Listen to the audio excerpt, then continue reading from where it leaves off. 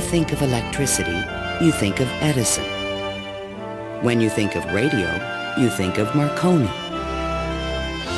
But there is one electrical genius who is nearly forgotten. A man who dreamed of giving the world an unlimited supply of energy. His name was Nikola Tesla, and he was the master of lightning.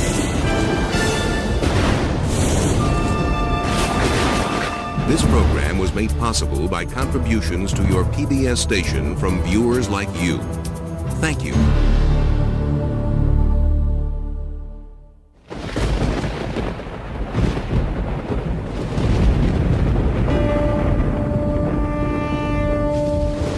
The progressive development of man is vitally dependent on invention. Its ultimate purpose is the complete mastery of mind over the material world, the harnessing of the forces of nature to human needs. Nikola Tesla, 1919. This is the story of a modern Prometheus who changed the world with electricity. It was Nikola Tesla who captured the power of Niagara Falls with his alternating current system and made it possible to transmit electricity to all of America and the world. It was Tesla who patented the technology for wireless communications that is used in all radio and television broadcasting. His incredible legacy can be seen in everything from remote control to neon and fluorescent lighting, X-rays, guided missiles, and even the Strategic Defense Initiative. Yet somehow history has overlooked this remarkable man. Tesla was indeed a genius of the first magnitudes. He was a technological visionary. He could envision great things and make them work. He was a foreigner, an immigrant who arrived in America with only his dreams. A proud and sometimes arrogant man, he worked and locked horns with some of the most powerful people of his day. Thomas Edison, who resented his ideas. Guglielmo Marconi, who capitalized on his inventions. George Westinghouse, who created the Westinghouse Electric Company with Tesla's patents. And the great financier, J. Pierpont Morgan, who supported and then abandoned him.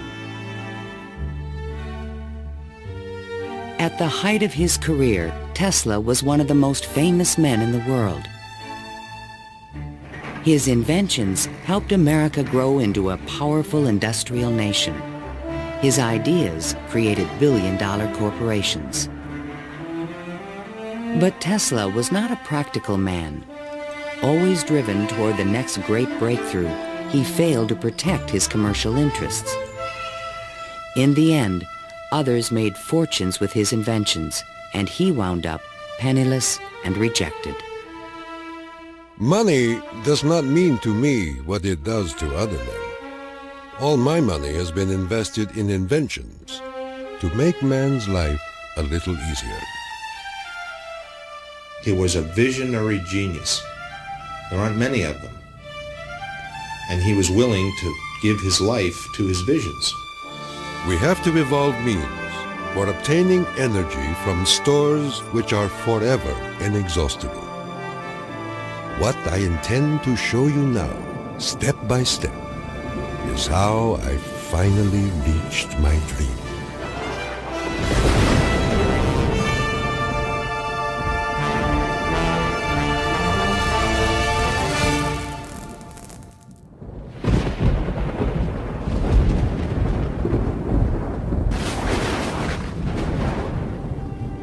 This is the house in which, by coincidence bizarre, I was born on the stroke of midnight between July 9 and 10, 1856. A fierce electrical storm raged that night. Nikola Tesla was born of Serbian parents on the eastern edge of the Austro-Hungarian Empire in what is today Croatia.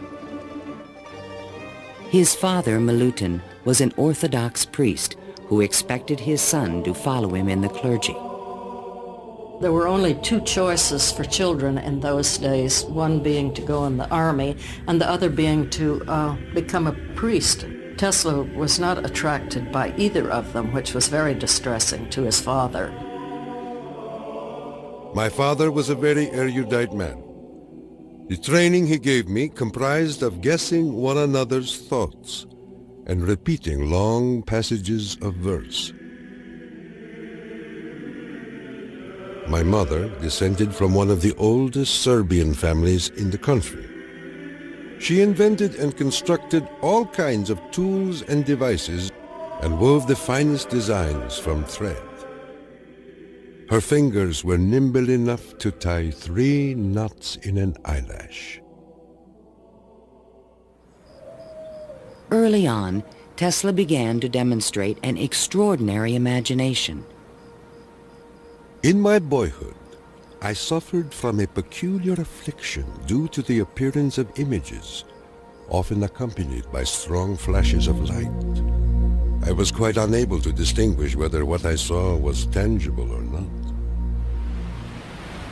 To give an example, I was fascinated by a description of Niagara, and I pictured in my imagination a big wheel run by the falls. I told my uncle that one day I would go to America and carry out this scheme. Then, at the age of 17, while preparing for the seminary, Tesla contracted cholera, and the brush with death changed his life forever. In one of the spells, which was thought to be my last, my father rushed into the room. "Perhaps," I said, "I may get well if you will let me study engineering." "You will go to the best technical institution in the world," he solemnly said. I came to life like another Lazarus, to the utter amazement of everyone. In 1877, at the age of 21, I traveled to Graz, Austria to begin my college education. Here, I quickly became obsessed with the science of electricity. I wanted to know more of this wonderful force. Every spark produced 1,000 echoes in my brain. In 1831, in England, Michael Faraday had discovered the principle of electromagnetic induction, which made it possible to generate electricity. Faraday discovered that if you have an electric circuit in a changing magnetic field, it would induce an electric current to run in the wire. So this was the invention of the method of creating oscillating or AC electric currents. And it was that invention that Tesla later harnessed into the electrical system that drives our civilization. Early electric motors operated on direct current electricity, but required a system of sparking connections to induce a rotary effect in the machine. I remarked to my professor that the design of generators and motors could be greatly improved by using currents that alternated. He embarrassed me greatly in front of my classmates, saying, "Mr. Tesla will never accomplish this. It is a perpetual motion scheme." Meanwhile, in America, Thomas Alva Edison had begun to experiment with vacuum tubes, producing the first commercial incandescent light bulb in 1878. Edison and Tesla would soon cross paths in a gargantuan technological struggle between direct and alternating current electricity. In 1880, Tesla moved to Budapest, where he found employment with the Central Telegraph Office. Here, his idea for an AC motor began to haunt him. In my room, I could hear the ticking of a watch with 3 rooms between me and the timepiece. A carriage passing at a distance of a few miles fairly shook my whole body. The whistle of a distant locomotive vibrated so strongly in my ears that the pain was unbearable. To recover from these attacks, I took long walks in the city park. One afternoon, which is ever present in my recollection, the sun was just setting and reminded me of Goethe's glorious passage. The glow retreats. Done is the day of toil. Upon its track to follow soaring. As I uttered these inspiring words, the idea came to me like a lightning flash. I fell to my knees and drew a diagram in the ground. Tesla perceived a whirling field of energy. He suddenly knew he could recreate this rotating field by powering the coils of a motor in different steps or phases, like the pistons of an engine. The resulting forces of magnetic attraction and repulsion would literally twist the rotor in a circle, the electrical equivalent of the wheel. And all this was accomplished with alternating currents. It would soon turn the wheels of industry around the world. The strength of Tesla's mind was almost certainly in this sense of visualization, be able to see things move in front of him. You see, it was not a perpetual motion scheme.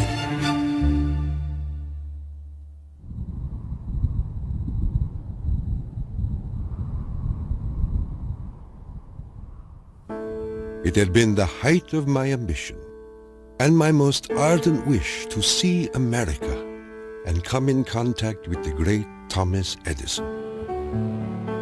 Accordingly, I undertook the voyage, and after losing my money and tickets and passing through a series of mishaps, including a mutiny in which I almost lost my life, I landed on these blessed shores with 4 cents in my pocket. Tesla arrived in New York on June 6, 1884. A 28-year-old immigrant, he was filled with dreams of success in this strange new land. In his pocket, he carried a letter of recommendation from Charles Batchelor, one of Edison's associates in Europe. My dear Edison, I know 2 great men, and you are one of them. The other is this young man.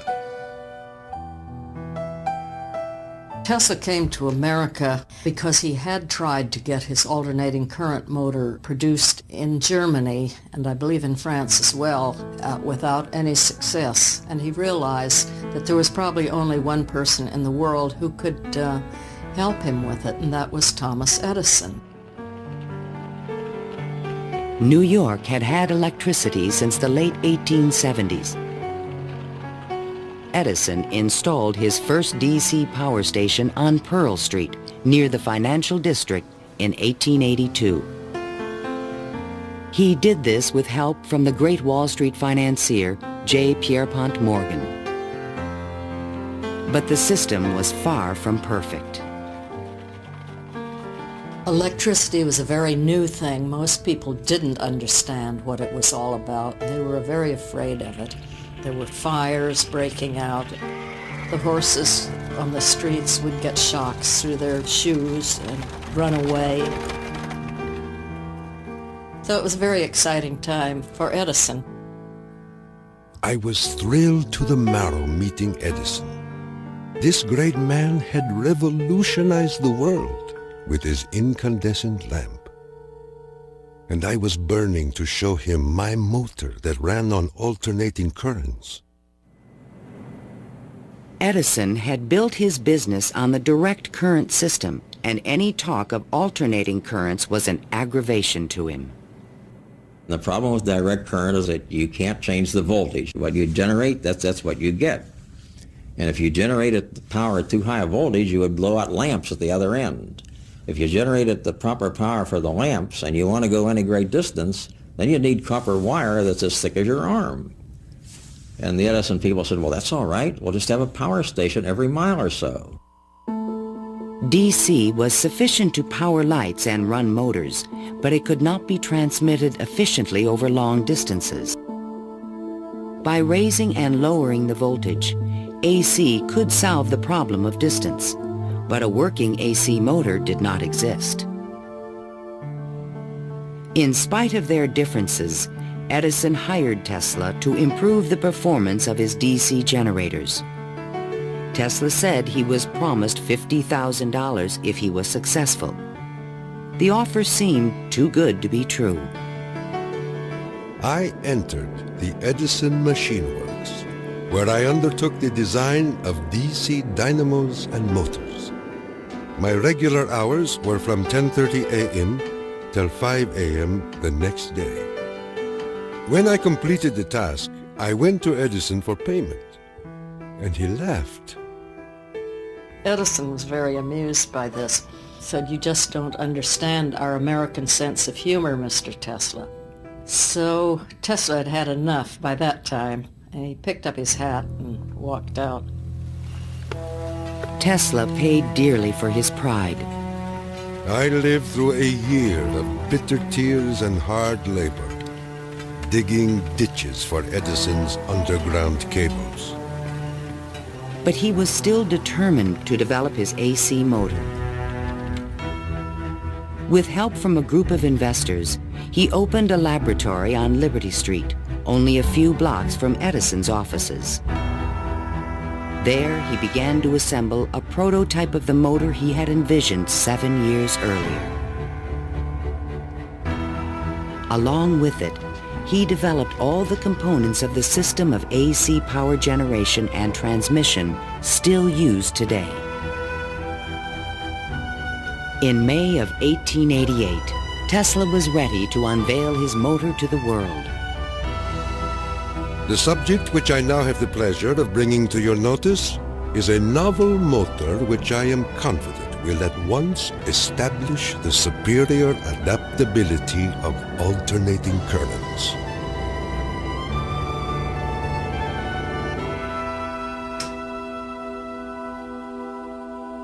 Over the next 5 years, 22 U.S. patents were awarded to Nikola Tesla for AC motors, generators, transformers, and transmission lines, the most valuable patents since the invention of the telephone. One of the few men who understood the great potential of Tesla's inventions was the Pittsburgh industrialist George Westinghouse.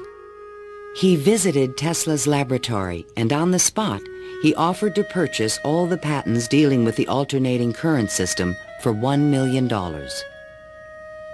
Westinghouse also proposed a royalty of $2.50 for each horsepower generated by a Tesla invention.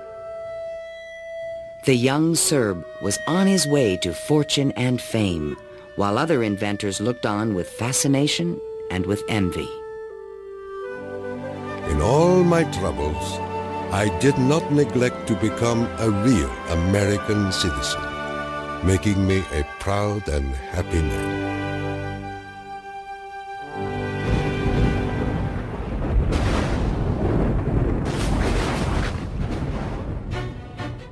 During the late 1880s, Edison began a negative media campaign to discredit the alternating current system of electricity being developed by Westinghouse and Tesla. It became known as the War of the Currents. My personal desire would be to prohibit entirely the use of alternating currents. They are as unnecessary as they are dangerous. Edison employees demonstrated the dangers of alternating current by electrocuting animals in public demonstrations. Just as certain as death, Westinghouse will kill a customer within 6 months after he puts in a system of any size. None of his plans worry me in the least. An Edison associate suggested using alternating current as a means of executing criminals. A test took place at New York's Auburn State Prison in 1890. Several gruesome attempts were required to kill the victim. disgusted witnesses claimed his spinal cord burst into flame. The infliction of the death penalty is not only barbarous and inhuman, but unnecessary as a factor in the scheme of modern civilization. The War of the Currents came to a dramatic head in 1893. The Columbian Exposition in Chicago was to be the first World's Fair lighted by electricity.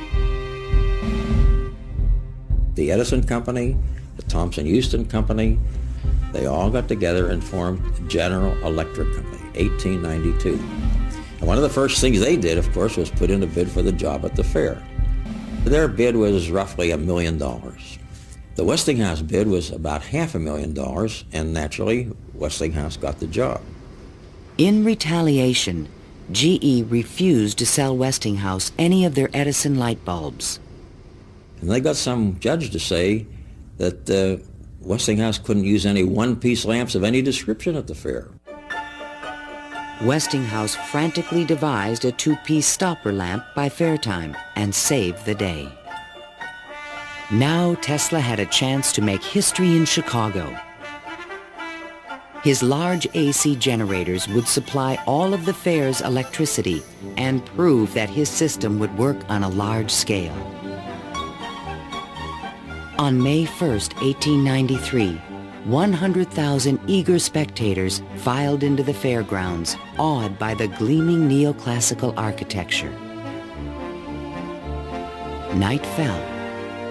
President Grover Cleveland pressed a button, and the fairgrounds exploded with brilliant tube lighting and multicolored searchlights. The most incredible display of lighting the world had ever seen.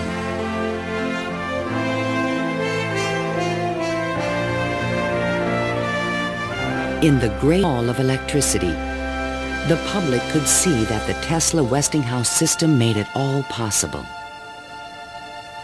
To overcome the impression that AC was dangerous, Tesla put on remarkable demonstrations. He created a device called the Egg of Columbus to show the rotating magnetic field created by his AC motor. In his room, he had cork-soled shoes on and a tuxedo and white tie and a top hat. And he would put his hand on a terminal which would flash electricity through his body, creating a great shower as his whole body was encompassed in flame. And people were quite impressed by this, to say the least. The Chicago Exposition left an indelible impression on the American imagination. This was the gleaming new city of the future, and it was powered by the inventions of Nikola Tesla.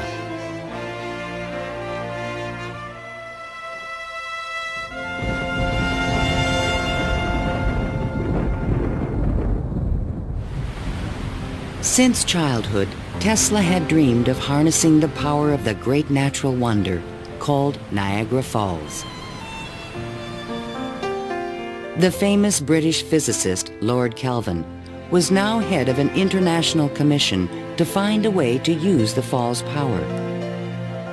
He had sent a cable to all the other members of his commission, and it said, "Trust you avoid the gigantic mistake of alternating current." But all this dramatically changed when Lord Kelvin attended the Chicago Exposition and saw the AC system in operation.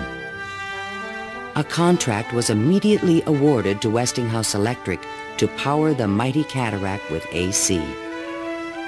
The technical challenge was daunting. The Niagara plan called for 3 5,000 horsepower alternators, the largest generators ever made. Tesla and Westinghouse engineers had heated disagreements about the operating frequency. Even when the system was finally installed, Tesla was the only person who was certain it would operate. The technical details have been completely worked out. All that now remains is for the switch to be thrown.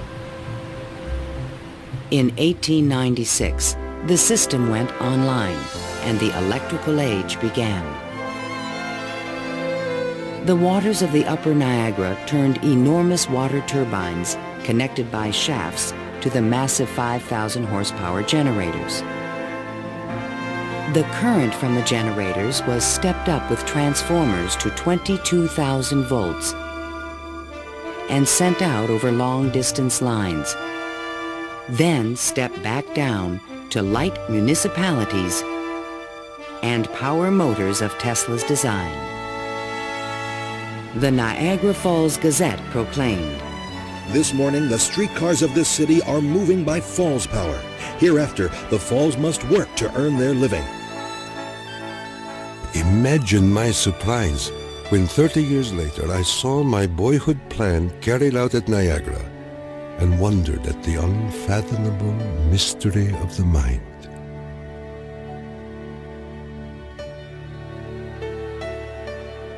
Within a few years, the number of generators at Niagara was increased to 10. By the turn of the century, the power lines stretched 360 miles to New York City. The War of the Currents was over, and Tesla was the winner. By the time Tesla effectively arrives on the scene with his motor, Edison is out of the business. He's basically written out of his own company. This was something Edison would not soon forget. In spite of the success of AC, Westinghouse had overextended his company's resources, leading to severe financial difficulties. In order to save the company, Tesla said that he tore up his royalty contract for $2.50 per horsepower generated. Today, this agreement would be worth trillions. Had the inventor been tricked again? This is something that we've never found any record of in the Westinghouse annals. We do have something which is a memorandum of agreement about that, but it was never signed. But Tesla was ready to move on. I had already perceived enough to get the idea that energy could be transmitted and received without connecting wires in between. He was convinced his next invention would make him a millionaire once more.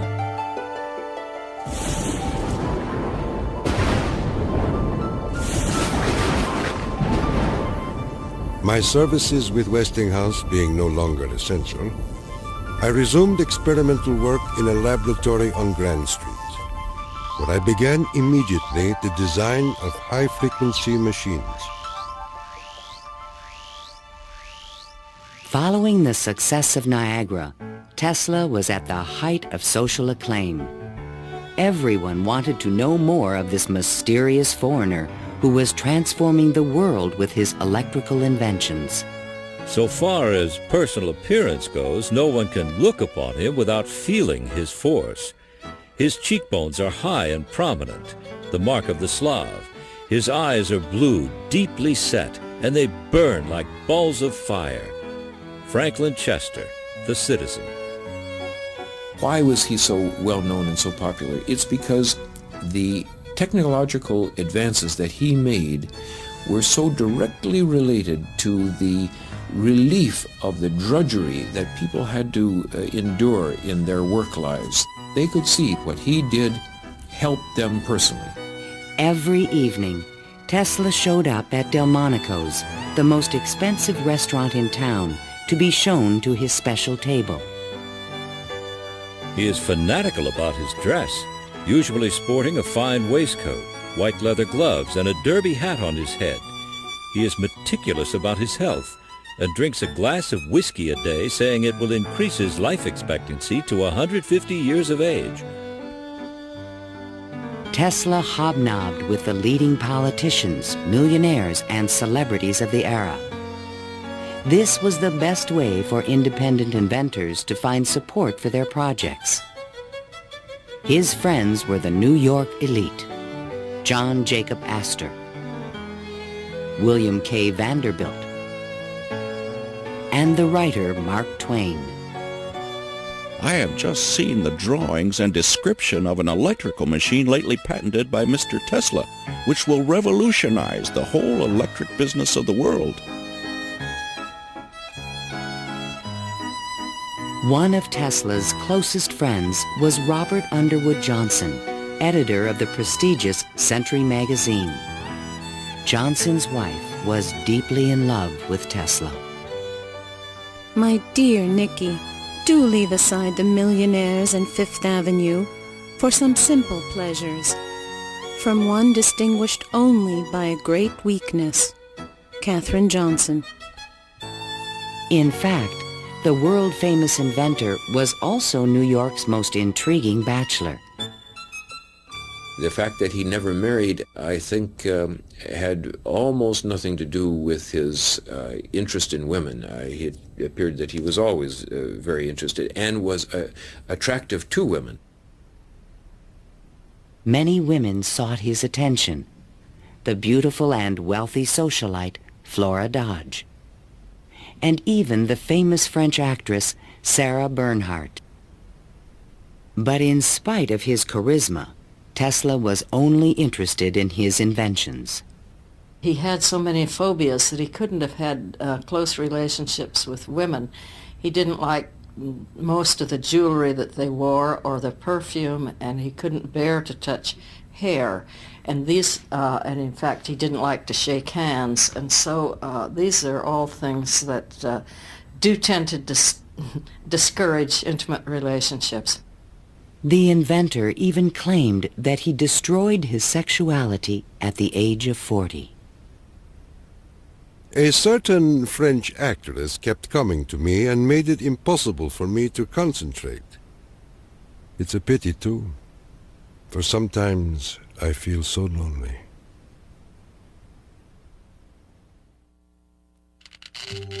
Throughout the 1890s, alongside his work on AC power technology, Tesla was also experimenting with high-frequency electricity. In 1873, James Clerk Maxwell in England had proven mathematically that light was electromagnetic radiation. Light was electricity, vibrating at an extremely high frequency.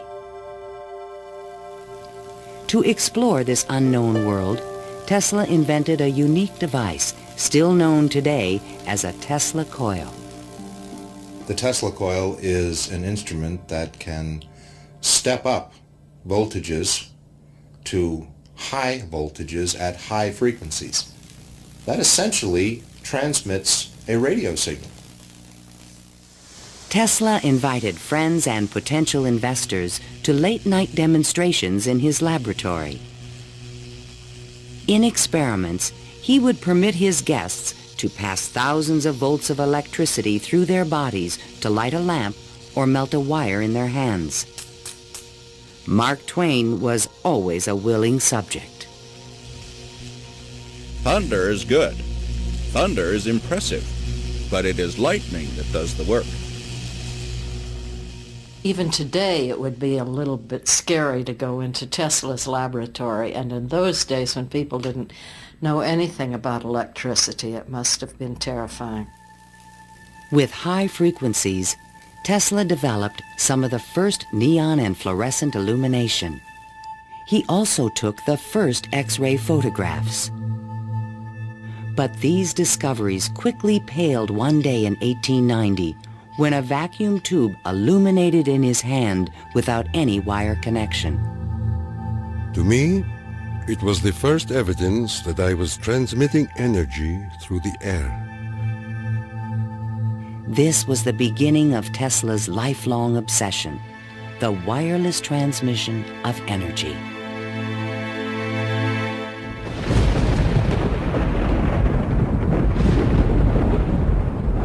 In 1892, Tesla was invited to Europe to present the results of his high-frequency experiments. In London and Paris, he amazed scientists and engineers with lighting and electrical effects that looked more like magic than science. He also announced a remarkable new possibility. I would say a few words on a thought which fills my mind and concerns the welfare of all. I mean the transmission of intelligence and even power without the use of wires. I am becoming more convinced daily of the practicality of this scheme. The race for radio was about to begin. In 1888, the German physicist Heinrich Hertz had demonstrated that currents of high frequency emit electromagnetic waves, or radio waves, into space. But creating a practical means of wireless communication would require a quantum leap in imagination.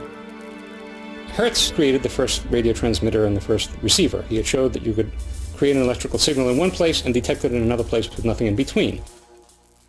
While in England, Tesla befriended Sir William Crookes, the discoverer of radiant matter. Crookes was a mystic and believed that human beings could communicate telepathically when they were attuned to high-frequency brainwaves. Tesla was skeptical, but one night in his bed he had a powerful and disturbing vision. I saw a cloud carrying angelic figures, one of whom gradually assumed the features of my mother. In that instant, a certitude, which no words can express, came upon me that my mother had died. And that was true. Tesla was convinced that he and his mother were tuned to the same frequency. His otherworldly experience would soon lead him to another revolutionary invention. On his return to New York in 1893, Tesla banished himself from social life and disappeared into his new laboratory on South Fifth Avenue. Following his uncanny intuition, he soon discovered that Tesla coils would transmit and receive powerful radio signals when they were tuned to resonate at the same frequency. Tuning is the key to all radio and television transmission. In my laboratory, I could take in my hands a coil tuned to my body and collect 3/4 horsepower anywhere in the room without any tangible connection. Sometimes I would produce flames shooting out from my head and run a motor in my hands, or light 6 or 8 lamps. By early 1895, Tesla was ready to transmit a signal 50 miles to West Point, New York. He could now produce 1 million volts with his new conical coil. But that year, on the Ides of March, disaster struck. Fire broke out in the building which housed Tesla's laboratory. Everything was lost. Utterly disheartened and broken in spirit, Nikola Tesla, one of the world's greatest electricians, returned to his room in the Gerlach yesterday morning and took to his bed. He has not arisen since. I was devastated. What could I say? The work of a lifetime lost in a fire that lasted only an hour or so. The timing could not have been worse. In England, a young Italian experimenter named Guglielmo Marconi had been hard at work and created a device for wireless telegraphy. Concerned that Marconi would exploit his ideas, Tesla opened a new laboratory and rushed to complete his own system for wireless communication. This patent, filed by Tesla in September 1897, is the fundamental technology for radio. But it would be 50 years before Tesla got credit for his invention. Various people in various different countries had the idea of exploiting this as a means of communication.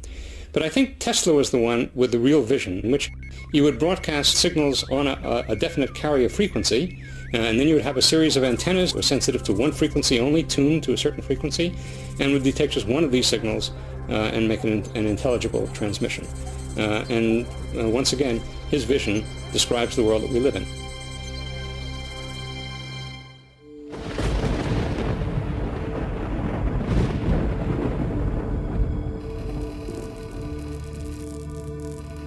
I was so blue and discouraged in those days that I do not believe I could have borne up but for the regular treatments of electricity which I applied to myself.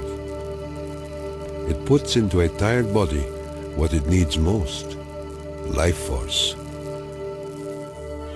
Following the destruction of his laboratory, Tesla developed a deeper interest in Eastern thought and spiritualism. Mr. Tesla was charmed to hear about the Vedantic prana and Akash and the Kalpis, which he claims are the only theories modern science can entertain. Inspired by the Hindu teacher Swami Vivekananda, Tesla began to look at the universe as a symphony of vibrations and waves. We are whirling through endless space with an inconceivable speed. Everything is spinning. Everywhere there is energy.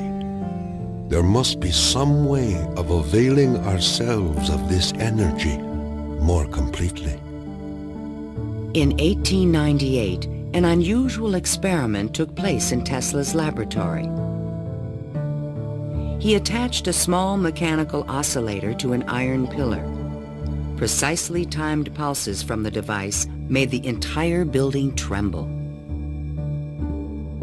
Windows started crashing around the area, and he, being at the epicenter, didn't notice anything happening until some police came bursting into his laboratory. It was just at the moment where he'd picked up a sledgehammer and broken the oscillator. He just said to the policemen that how too bad that they had just missed an interesting experiment. Tesla was, I would say, obsessed with frequency, the notion of resonance. The story where he takes the device and puts it on the girder in his office and, gets the frequency of the building and supposedly, it's an apocryphal story, I'm sure, but it gets right at the core that, hey, if I've got the right frequency, I can move the world. And indeed, he talks about the frequency of the earth, and that if he can do that, he can, almost literally split the earth in half. Meanwhile, Marconi was doing more practical things and succeeded in transmitting a signal 5 miles on the Salisbury Plain in England. Not to be outdone, Tesla decided to introduce an entirely new invention. In a specially constructed pool, potential backers were amazed to see the inventor controlling the motions of a small mechanical boat with no wires attached to it. This was the world's first radio-controlled device. The machine even seemed to think. Someone threw out the question, what is the cube root of 64? And 4 flashes came back. The audience was so surprised, Tesla had to remove the lid to prove no one was inside. Tesla developed his radio-controlled boat in 1898 and patented it and thought it was an armament for war. He rationalized this as a means of ending war. The military who looked at it thought it was too complicated and vulnerable. Soon after the demonstration, Mark Twain wrote from Austria. Dear Mr. Tesla, have you the Austrian and English patents on that destructive terror which you have been inventing, and thus make war henceforth impossible? If so, won't you set a price on them and commission me to sell them? Sincerely yours, Mark Twain. But I have no desire to be remembered as the inventor of a purely destructive device. I prefer to be remembered as the inventor who abolished war. That will be my highest pride.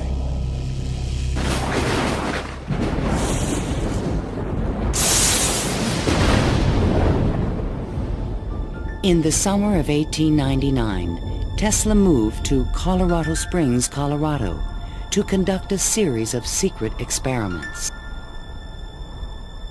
He told curious local reporters that he intended to send a wireless message from Pikes Peak to Paris for the Paris Exposition of 1900. But his plans were even more ambitious. I came to the conclusion that it would be ultimately possible, with very little elevation, to transmit electrical power through the upper atmosphere. Just outside the city, he constructed an experimental station with sliding roof panels. A quote in Italian from Dante's Inferno hung by the entrance of the strange wooden structure. It read, "Abandon hope, all ye who enter here." During the construction phase, Tesla studied lightning. Now, I can understand Tesla's fascination with it, because what happens in lightning is that electricity is being transmitted from one place to another. Electric power, not just electric signals, but real electric power is being transmitted from one place to another. And the way it happens is that the air itself breaks down, it ionizes, it becomes what we call a plasma, and therefore for a moment it's a conductor, and it's actually conducting electricity just the way an electric wire conducts electricity. Inside the station, he began to assemble the largest Tesla coil ever built, which he called the magnifying transmitter. An antenna rose 145 feet above the building, crowned with a copper foil sphere. The entire station was, in effect, a machine to create lightning. Late one evening, Tesla put his transmitter to the test. He signaled to an assistant to close the switch. Huge streamers of electricity shot out of the coil and darted through the room. The sound of the exploding discharges was deafening. Outside, above the building, bursts of artificial lightning, more than 100 feet long, began to shoot out of the ball atop the antenna. Its thunder could be heard 20 miles away in the small mining town of Cripple Creek.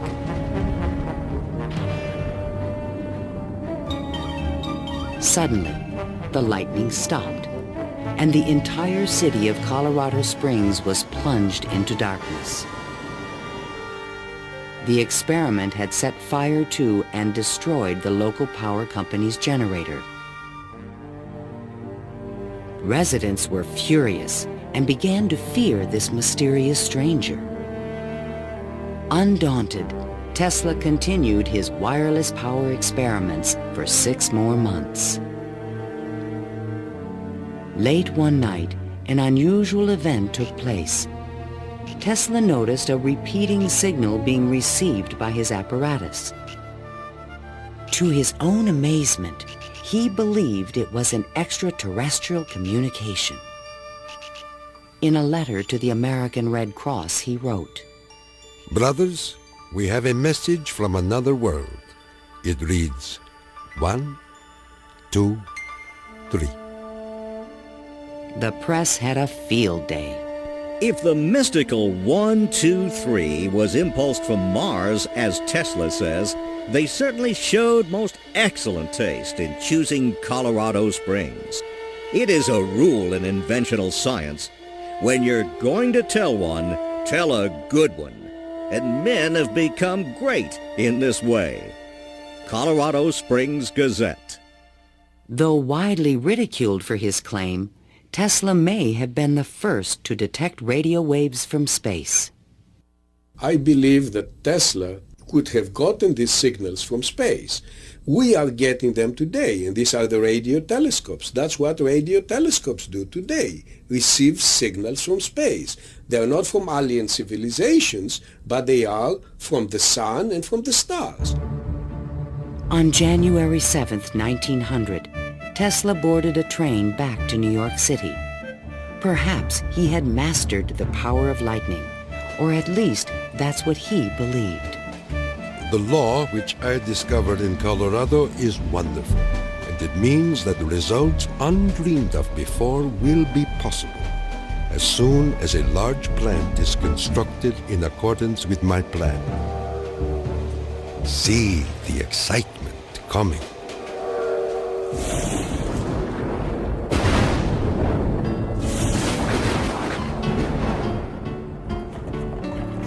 When Tesla arrived home, it was a brand new century. Electricity was fueling the tremendous growth of the city. And now, there was talk in the air about the new art of wireless communication. Marconi arrived in New York in 1900 to attract investors for his new company, Marconi America.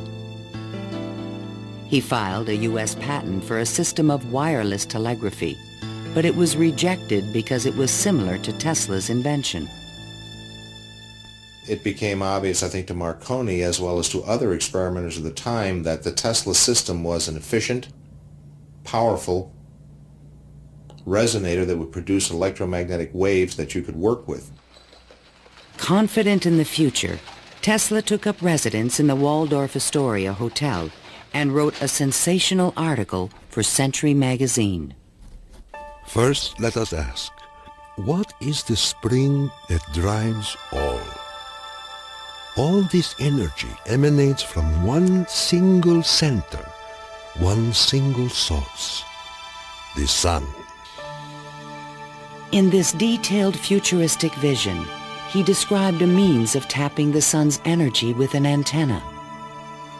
He suggested that it would be possible to control the weather with electrical energy.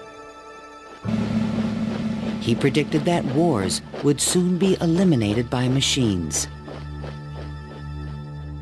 And to unite all nations, he proposed a global system of wireless communications. When wireless is fully applied, the Earth will be converted into a huge brain, capable of response in every one of its parts. It tells us about a vision he had for both power and communications, that he wasn't going to think small. He was going to think globally on this. And that's all very nice if it works. The idea of a global communications network was very appealing to one of the world's most powerful men, J. Pierpont Morgan. He agreed to invest $150,000 into Tesla's worldwide radio broadcast center. But the inventor's real plan was to transmit without wires industrial levels of electrical power. Tesla chose to keep this a secret from his investor. In the summer of 1900, Tesla moved to Shoreham, Long Island, and began construction of a huge tower and plant called Wardenclyffe. This Tower of Dreams was made entirely of large wood beams and rose 187 feet above the ground. The plant next to the tower was designed by the architect Stanford White and was constructed under strict secrecy. He certainly could have sent signals across the Atlantic with no trouble with a station of that magnitude. But he was still pursuing wireless power transmission. The tower would light up at night, shooting sparks, making noises. Such experiments, they alarmed the whole area. Then, on December 8, 1901, Marconi took another step forward and transmitted his famous letter S across the Atlantic. Tesla dismissed the Italian's advances. Marconi is a good fellow. Let him continue. He is using 17 of my patents. The simple fact about Marconi is that he used Tesla's system to transmit signals and claimed that these were ideas that he had developed himself. Morgan began to doubt the wisdom of his investment. Marconi's system not only worked, it was also inexpensive. And technical problems were beginning to catch up with Tesla. He went back to Morgan again, asked for more money. Morgan says, Where's the radio transmissions across the Atlantic? How's that coming along? Well, it wasn't coming along. Tesla was forced to tell Morgan his real plan. What I contemplate and what I can certainly accomplish, Mr. Morgan, is not a simple transmission of messages, but rather the worldwide transmission of electrical power. A single plant of but 100 horsepower can operate hundreds of millions of instruments. But Morgan was a practical businessman and had already decided to back Marconi. I have received your letter, and in reply would say that I should not feel disposed at present to make any further advances. J. Pierpont Morgan. Word spread rapidly that the investor had pulled out of Wardenclyffe, and Tesla was financially ruined. Late one night in 1903, the residents of Shoreham were astonished to see bright light emanating from the tower and an effect in the air like the aurora borealis. But in fact, Tesla could not transmit wireless power. And his major defect was he was dreaming, but he was doing very few calculations on paper. Because on paper he could have realized that you can transmit power, but not very much power.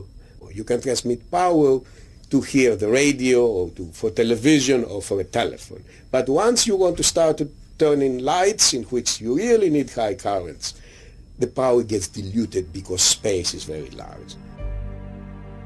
To his dying day, Tesla believed it could be done. It is not a dream. It is a simple feat of scientific electrical engineering, only expensive. Blind, faint-hearted, doubting world.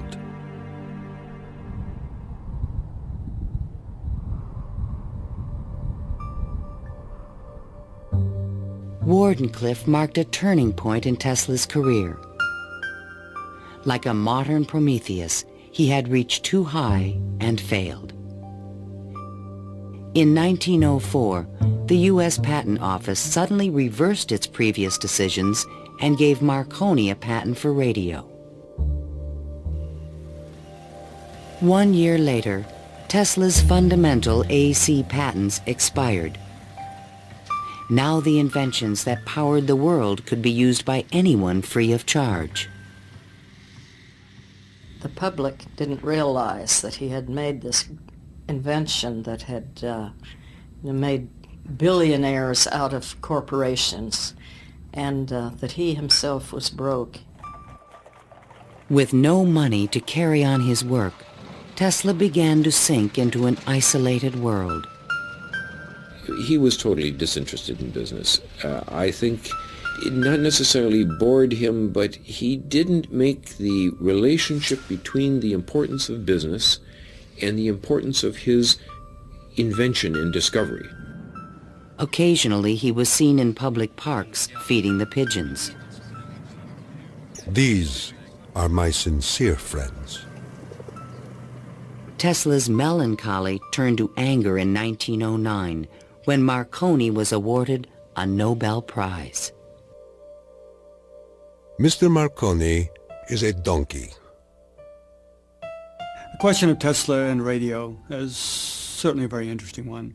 It's clear that Tesla, in terms of certain basic notions of radio, was very early, if not first, in expressing them and even of getting taking them to the patent stage. In desperate need of money, Tesla brought suit against the Marconi company, claiming that his patent rights had been infringed. But he lacked the resources to wage a legal battle with a large corporation, and ultimately gave up. Marconi had received the Nobel Prize for work that Tesla correctly believed to be his own. I suppose everything is fair in wireless as in warfare. In 1915, the Nobel Prize entered Tesla's life once again. The Swedish government has decided to distribute the Nobel Prizes next week as follows. Physics, Thomas A. Edison and Nikola Tesla. Even Tesla was surprised by the front-page announcement in the New York Times. I have concluded the honor conferred upon me concerns the transmission of electrical energy without wires. But 1 week later, the award was given to William H. Bragg of Oxford, England, for his work with X-rays and crystal structure. The embarrassing situation was never really explained. A rumor spread that Tesla had refused to share the prize with Edison. The difference that the Nobel Prize could have made in Tesla's life soon became evident. Testimony given by Nikola Tesla, the electrical inventor, in a judgment for $935 back taxes was filed yesterday. Mr. Tesla said under oath that he was penniless and had been living on credit. In an attempt to give him long overdue recognition, the American Institute of Electrical Engineers decided to award Tesla their prestigious Edison Medal. But on the night of the presentation, the guest of honor was missing. And Edison was conveniently away on business. They found Tesla across the street by the New York Public Library, feeding the pigeons. Later that night, he was persuaded to accept his medal and announced that he had finally completed his invention to transmit wireless power. The energy goes to a distant place, and you will see something like the aurora borealis. To conclude, we are coming to great results. The audience thought Tesla was losing touch with reality.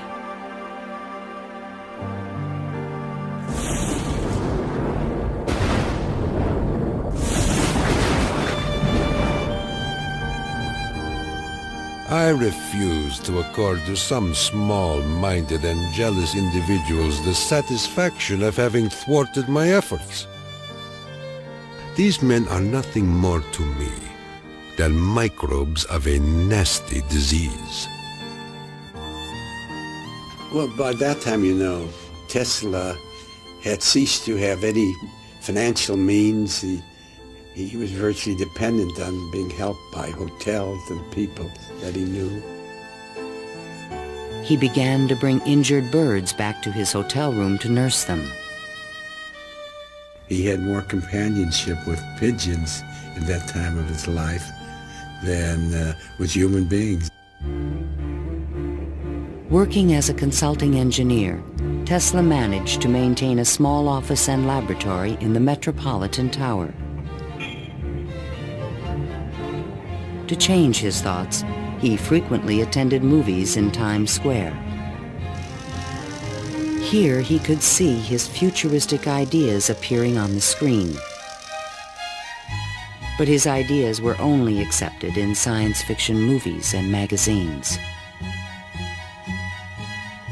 In 1924, there was a news report that while at Colorado Springs, Tesla had invented a death ray machine that shot bolts of lightning. The inventor was strangely quiet on the topic. Meanwhile, a new scientific star, Albert Einstein, had captured the world's attention with his theory of relativity.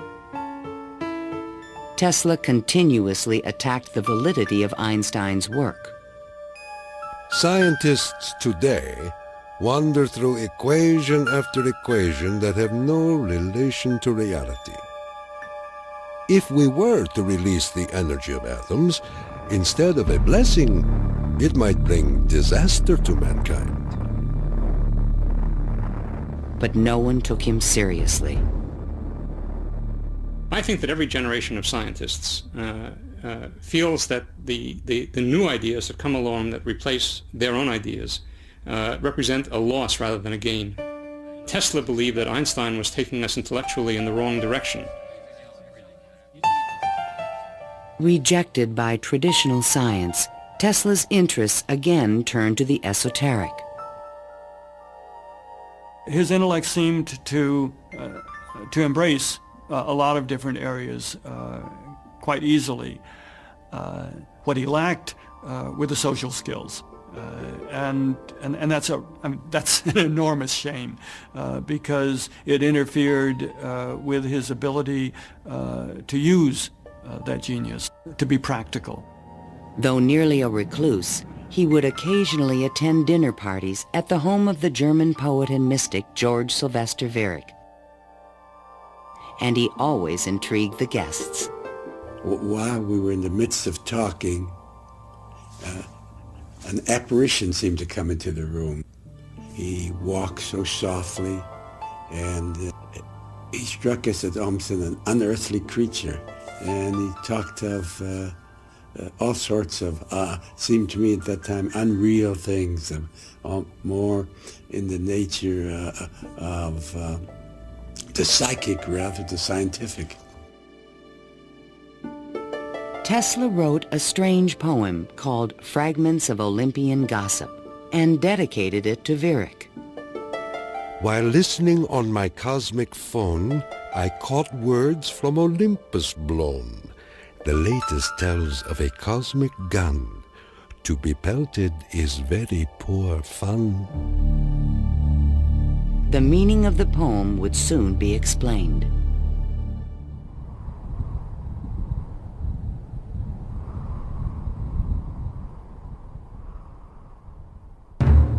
I inherited from my father an ineradicable hatred of war. But war can be stopped, not by making the strong weak, but by making every nation, weak or strong, able to defend itself. Thomas Edison, America's best-known inventor, died in 1931. That same year, Tesla came back to life. His friends threw him a 75th birthday celebration. Time magazine put his picture on the cover. Letters of admiration poured in from scientists around the world, including a generous Albert Einstein. I congratulate you for your great success on your lifetime task. Basking in the attention, Tesla announced at a press conference that he had discovered a completely new source of power. The idea, when it first burst upon me, was a tremendous shock. And let me say that it has nothing to do with releasing so-called atomic energy. I think that a lot of the proposals that he made in his later life were so esoteric as to be impractical in that time and even in the current time. When the Nazis rose to power in Germany, Tesla decided that the time was right to reveal his new source of power, a man-made form of lightning called teleforce that could shoot an airplane from the sky. Nikola Tesla, electrical wizard and radio pioneer, announced that he was working on a machine to create a powerful electrical death beam which could wipe out armies in a flash and destroy huge fleets of ships or planes. The concept of using lightning bolts as a weapon certainly is millennia old. It goes back at least to the ancient Greeks. Think of Zeus throwing lightning bolts. The main contribution that Tesla had was to come up with a true scientific, rational, at least concept of coming up with controlling these lightning bolts and projecting them over long distances. Tesla had experimented with this idea while at Colorado Springs. Now he intended to build it on a large scale. His plan was to charge small particles of tungsten or mercury, then accelerate them with lightning force through a special gun with one end open to the atmosphere. Tesla's death beam stirred the public's imagination when it was featured in a Superman cartoon, the Electro-Euthanasia Ray. but the idea was more than science fiction. Tesla tried to sell this concept to various governments, England, the Soviet Union, and the United States, all Allied powers, and against Germany. He offered his system to England for $30 million, and they entered negotiations. When Tesla demanded payment before sending the final plans, the deal fell through. The British attempted to build their own death beam, but the project was soon abandoned. As the Nazis surrounded Yugoslavia, Tesla attempted to sell a beam weapon system to his former country. There should be needed 9 stations, 4 for Serbia, 3 for Croatia, and 2 for Slovenia, and it will protect our dearest homeland. At this point, even Tesla's countrymen thought he was just a crazy old man. One day in 1937, Tesla started out from his hotel room to feed his pigeons. Suddenly, a few blocks from the hotel, he was hit by a taxi and thrown to the ground. 3 of his ribs were broken. He was 81 years old. Remembering what he did for their company, Westinghouse executives agreed to pay his room and board for the rest of his life. The inventor also received a small stipend from the Yugoslav government. During the Christmas season of 1942, Tesla's death was imminent. Again, he attempted to interest the United States in his beam weapon concept. At the recommendation of 2 government engineers, a meeting of high-level officials was scheduled at the White House for January 8, 1943, to consider his plans. But the meeting never took place. Nikola Tesla, inventor of the Tesla coil, the induction motor, and hundreds of other electrical devices, died last night in his suite at the Hotel New Yorker. On last Thursday night, here in our city of New York, a man who was 87 years of age died in his humble hotel room. On January 10, 1943, Mayor Fiorello LaGuardia of New York paid tribute to Tesla on the radio. He died in poverty, but he was one of the most useful and successful men who ever lived. Were we to eliminate from our industrial world the result of Tesla's work, the wheels of industry would cease to turn, and our electric trains and cars would stop. Our towns would be dark, our mills and factories dead and idle.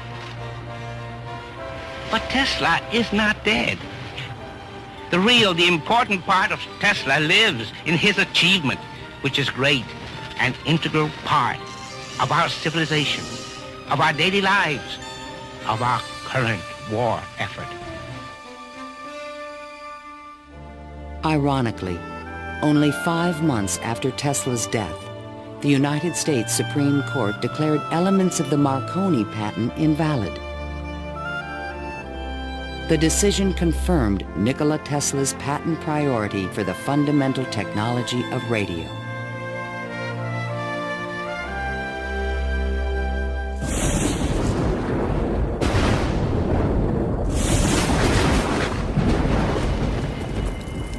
Unknown subjects, equipment, experiments, and research of Nikola Tesla, deceased, espionage. Following Tesla's death, fears rapidly increased that he might have invented a powerful new weapon. FBI Special Agent in Charge, P.E. Foxworth, was called in to investigate. He had been informed that Tesla's papers were not secure. Tesla is reported to have completed and perfected his experiments in the radio transmission of electrical power, commonly referred to as the death ray. A distant relative of Tesla, named Sava Kasanovich, is taking steps to get possession of these important documents and plans. Tesla's nephew, Kosanovich, was an up-and-coming Yugoslav diplomat with suspected connections with the communists. He insisted that his uncle's effects be returned to Yugoslavia. Kosanovich had asked the locksmith to come and open the safe, thinking there might be a testament, a will, in the safe. A will was never located. And there was a lot of talk then about secret weapons and negotiations with the USSR. There was all kind of talk, you know. Shortly before his death, Tesla showed a delivery boy a box in his room that he said contained a powerful weapon. A number of people called me and asked me, did I see in the hotel room a certain kind of a box, you know? They were looking for some secret contraption that Tesla had invented. I never saw anything like that.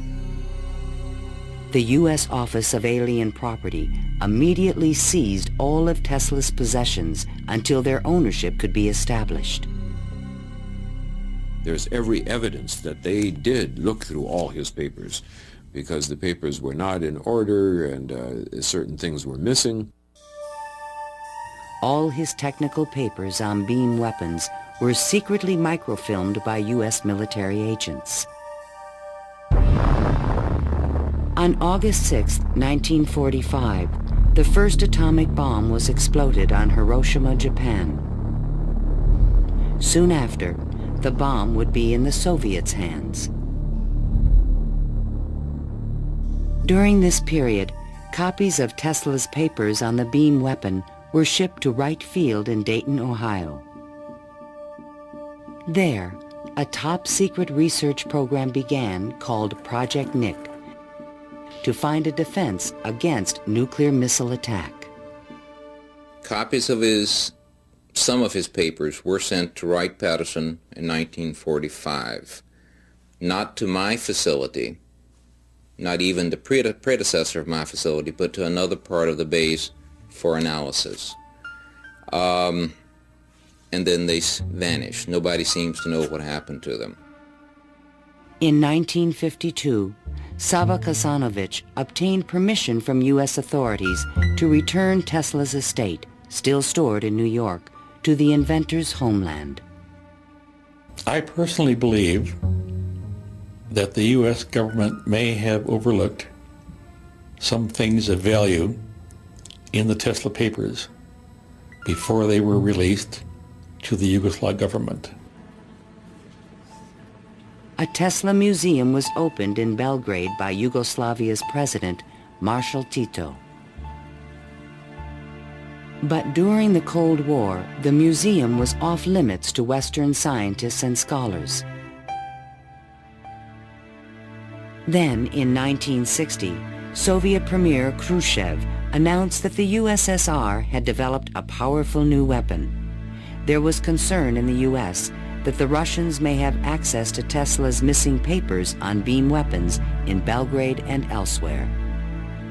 It's possible that these papers on the particle beam weapon were obtained by the Soviet Union, but it wasn't the only copy. In other words, I think that the United States has always had Tesla's papers on particle beam weaponry. An American beam weapon program began at Lawrence Livermore Laboratories, but engineers could not produce an effective directed energy weapon. I've always been a sort of a fan of Nikola Tesla, an admirer, and definitely he had the concept of a charged particle beam weapon back in the 1930s. I haven't a clue, to be quite honest, how he meant to actually do it. In 1978, evidence suggested that the Soviets were attempting to build a huge beam weapon near Semipalatinsk in the Ukraine. Soon after, President Ronald Reagan announced the Strategic Defense Initiative in March 1983. I call upon the scientific community in our country, those who gave us nuclear weapons, to turn their great talents now to the cause of mankind and world peace, to give us the means of rendering these nuclear weapons impotent and obsolete. Tesla's concept for a beam weapon defense shield was finally taken seriously by the United States to combat the destructive threat of atomic weapons. In spite of circumstantial evidence, there is no direct proof that Tesla's ideas or plans were used in the Strategic Defense Initiative. And even today, after decades of investment and research, scientists still disagree on whether beam weapons are realistic. Basically, let me just make a short statement. That's all I'm really at liberty to say, is that a considerable amount of effort has taken place in the United States and in a number of other countries trying to get these things up to a real weaponizable status. Let me stop at that point. No U.S. government archive has any record of Tesla's technical papers, which were copied immediately after his death. And what has become of Tesla's great dream to transmit electrical power without wires?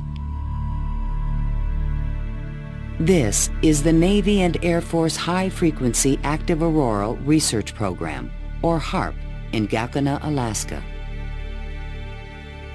The large antenna array is designed to beam high-energy microwaves into the ionosphere.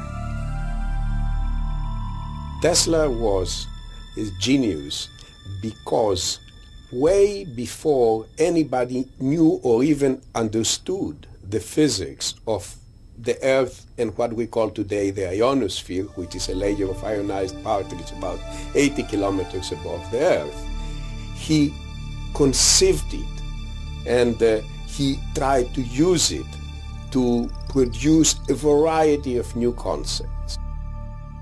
The HAARP project evolved from a patent filed in 1987 in which Tesla's work is referenced.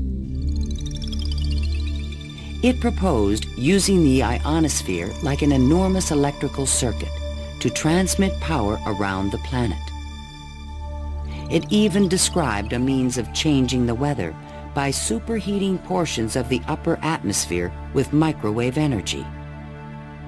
Tesla proposed that it might be possible to modify the weather by using radio waves.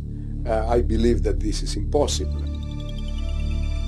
Ionospheric modification is still in its early experimental stages, but microwave technology has already made it possible to transmit wireless power with the use of satellites. We go to Alaska, and in Alaska there is natural gas. In order to send it somewhere, you have to create a pipeline. That's very expensive. So we said, all right, let's go into Alaska, create microwaves from the natural gas, send them to a satellite at a particular geosynchronous orbit, put a reflector there, and send it to Japan. And in Japan now, you get the antenna, which transforms these microwaves into 60 hertz, and you get electricity. So you make essentially Tesla's dream. The scientific man does not aim at an immediate result. He does not expect that his advanced ideas will be readily taken up. His work is like that of the planter for the future. His duty is to lay the foundation for those who are to come and point the way. He was special. I mean, he was unique. He was unusual in all sorts of ways. And if we are to understand our own creativity, our own ability to invent, there's an awful lot to be learned by studying the way in which he created. The day when we shall know exactly what electricity is will chronicle an event probably greater, more important than any other recorded in the history of the human race. Then it will be a mere question of time when men will succeed in attaching their machinery to the very real work of nature. See the excitement coming.